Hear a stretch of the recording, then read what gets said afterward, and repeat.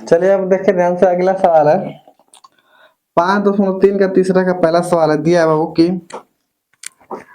a बराबर 5, दिया है कि a बराबर 5 और d बराबर 3, d बराबर दिया है बाबू 3 और an का मान दिया है बाबू, an का मान दिया है 50, an का मान दे दिया है 50।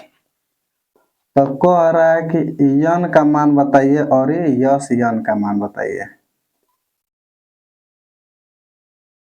ठीक है जी, n का मान बताइए और ये एन का मान बताइए। तो आप कैसे निकालेंगे, तो जो है an का फार्मूला दिया है ना वो, तो इसका पहले लिखेंगे। देखिए दो ही फार्मूला है एपी में ज्ञात करने के लिए, योगफल ज्ञात करिए, चाहे अनवा पद ज्ञात करिए, डी का मान ज्ञात करिए, ए का मान ज्ञात करिए। कुल मिला के दो ही फार्मूला है इसमें। पहला है बच्चा an बराबर यहाँ पर लिख दे रहे हैं a plus n minus 1 into D, ये तो an का फार्मूला हो गया। और दूसरा का फार्मूला वो एन का योगफल ज्ञात करने के लिए, इसका फार्मूला बनता है n बटा में 2 2a plus n minus 1 into d. N का फार्मूला केवल दो ही फार्मूला है। अगर देखिए a का मान पता है, d का मान पता है, a का मान पता है, d का मान पता है, अगर n का मान पता चल जाएगा तो रखेंगे तो क्या हो जाएगा, हमारा आंसर निकल जाएगा इसका। n का मान पता चलेगा तो यहाँ पर भी रखेंगे। दो दो प्रश्न पूछ रहा है, कह रहा है कि n का मान बताइए और ये एन बताइए।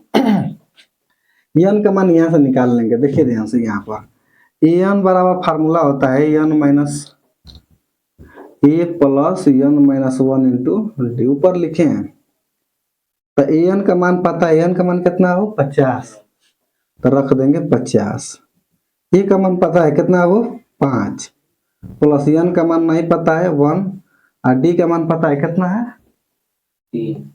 3, रख लेंगे चुपचाप। देखा 50 से पलटी आएगा वो, तो 50 माइनस 5 n माइनस 1 गुणे 3, तो घटाएंगे तो कितना आ जाएगा 45, है गुणा करे तो बटा में आ जाएगा 3 n माइनस 1। 3 से घटाएंगे कब बार में, 15 बार में। ठीक, तो 15 हाई माइनस है तो इधर आएगा प्लस 1 हो जाएगा, तो 15 1 16, n का मान आ गया, पहला आंसर आ गया n का। तो चलिए 16, लाइट तो भाग गई ना, होता सफा।